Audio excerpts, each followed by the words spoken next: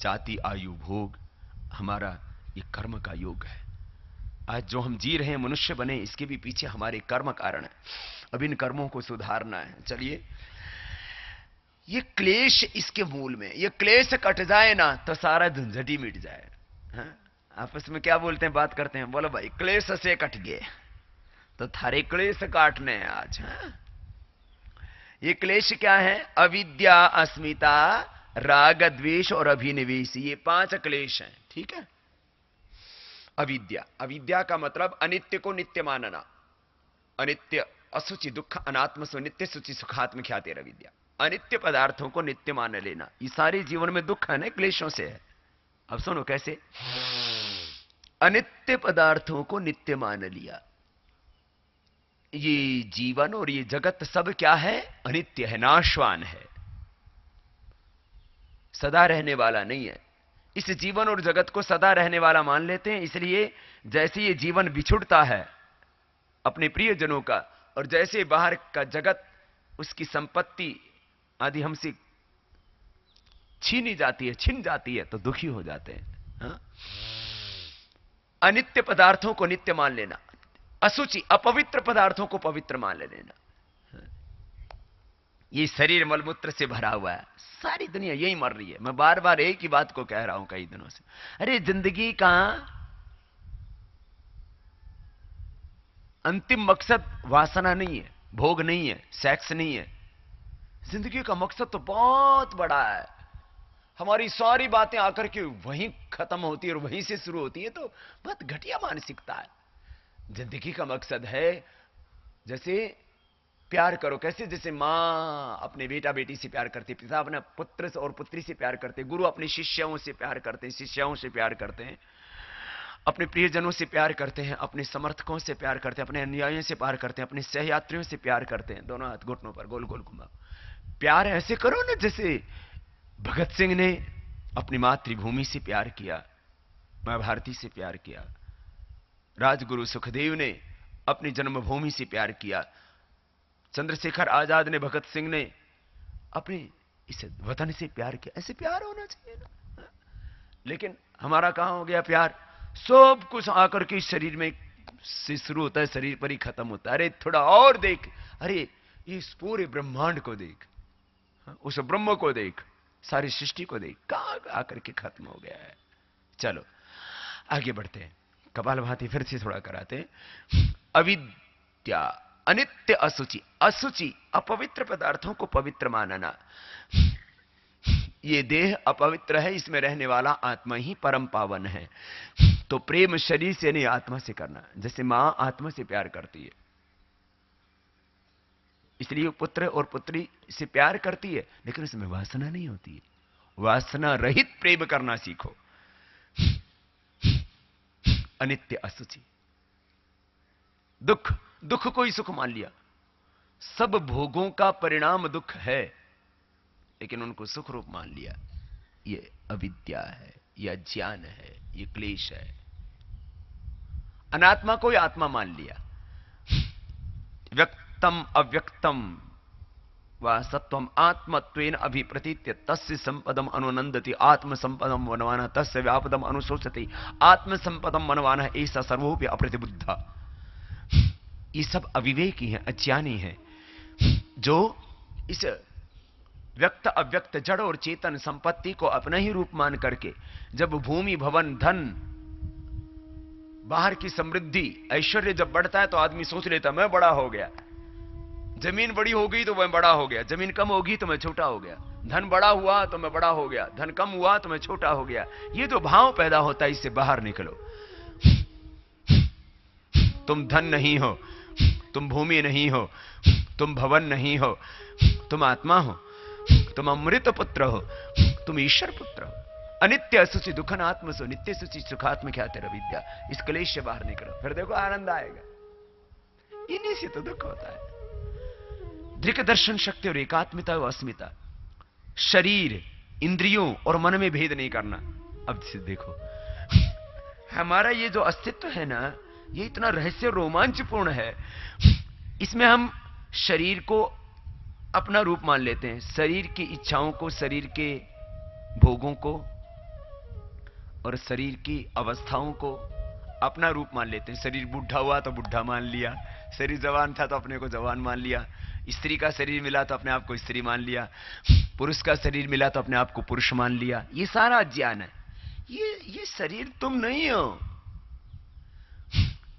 मन, शरीर में सर्दी लगी तो बोले मुझे ठंड लग रही है, थोड़ी सी गर्मी लगी, ओह मर गई गर्मी, राम। अरे राम ने गर्मी दी है तो मान सहन ले उसको, है? उसको क्या बोलती है राम? ये शरीर के धर्म है। मन के धर्म को अपना धर्म मान लेना, शरीर के धर्म को अपना धर्म मान लेना, शरीर के स्वरूप को अपना स्वरूप मान लेना। शरीर, इंद्रिय और मन से तू पार है।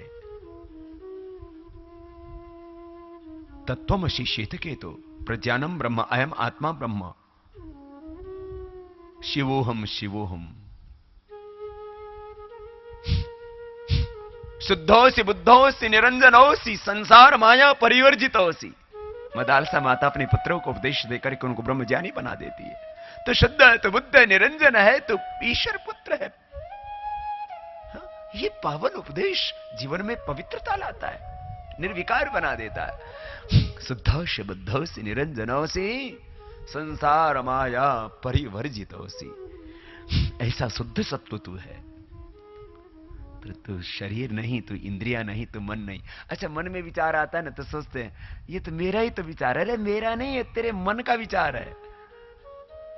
ये इतनी रहस्य और रोमांचपूर्ण संरचना है हमारी, हम इसमें उलझ जाते, भेद नहीं कर पाते। शरीर अलग है, इंद्रियां अलग है, मन अलग और आत्मा अलग है।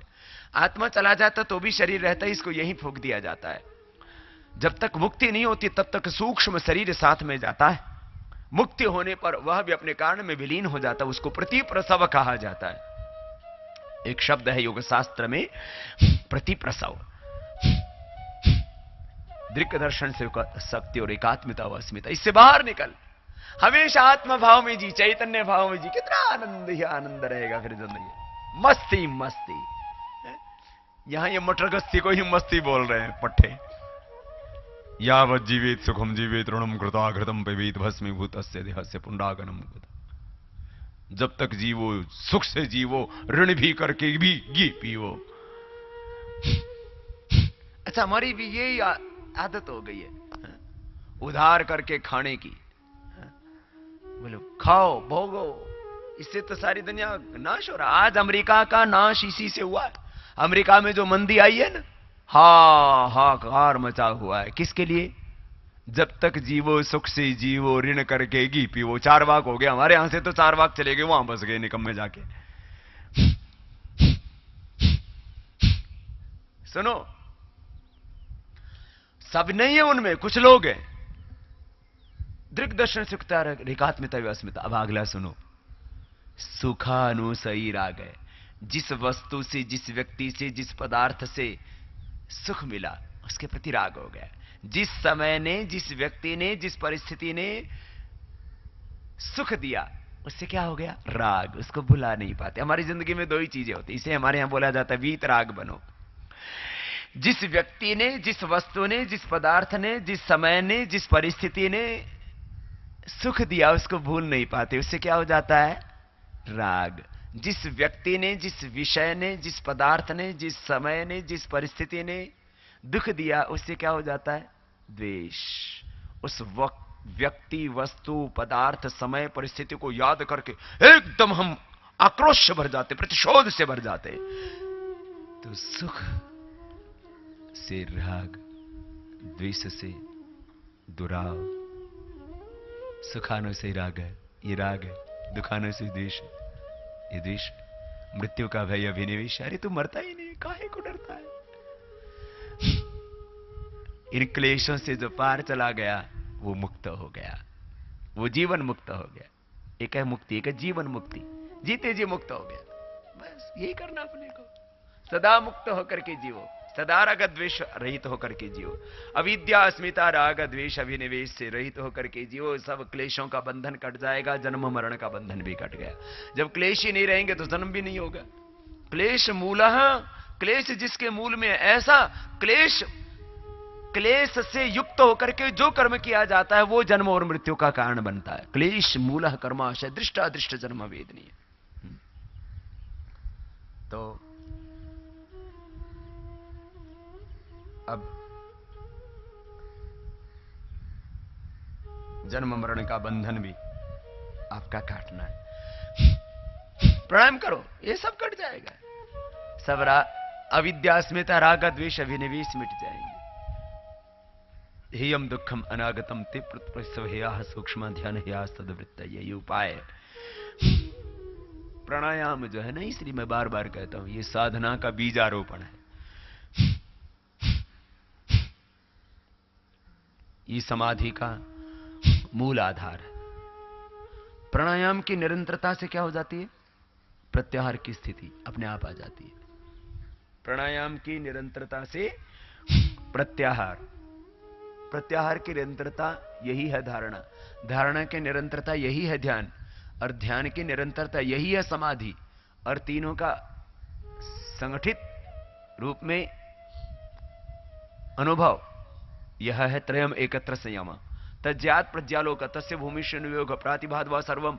ये संस्कृत के सूत्र हैं, इसलिए मेरे लिए तो संस्कृत ऐसे जैसे मातृभाषा। आप लोग संस्कृत नहीं पढ़े हो ना, इसलिए थोड़ा सा दिक्कत है। थोड़ा थोड़ा पढ़ा दे रहे हैं इसी बहाने। चलो,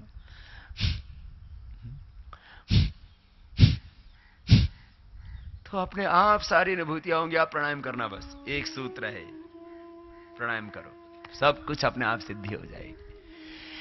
प्राणायाम बीजारोपण है। जैसे बीज में वृक्ष है ना, ये वट वृक्ष है, बहुत बड़ा वृक्ष है योग का, लेकिन ये कहां से होगा, कहां से ये सारा योग?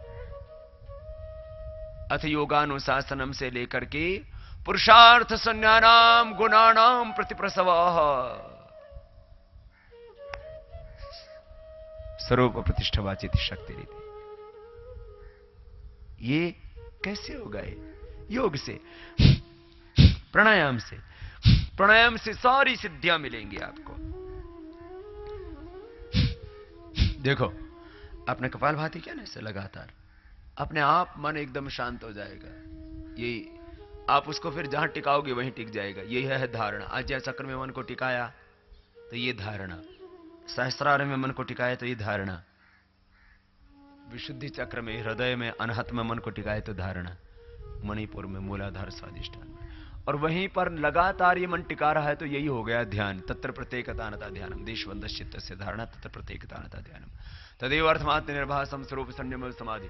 और आप खुद देखते हो, प्राणायाम करते करते, योग करते करते स्वरूप से शून्य जैसी अवस्था में पहुंच जाते हो। चैतन्य पूर्ण होते हो, लेकिन शून्य जैसी स्थिति में एकदम निर्विचार हो जाते हो। यही है समाधि। त्रयम एकत्र संयम, तीनों का एकत्रीकरण ये संयम। और इसी का से फिर संयम से होता आत्मोपचार और आत्म साक्षात्कार।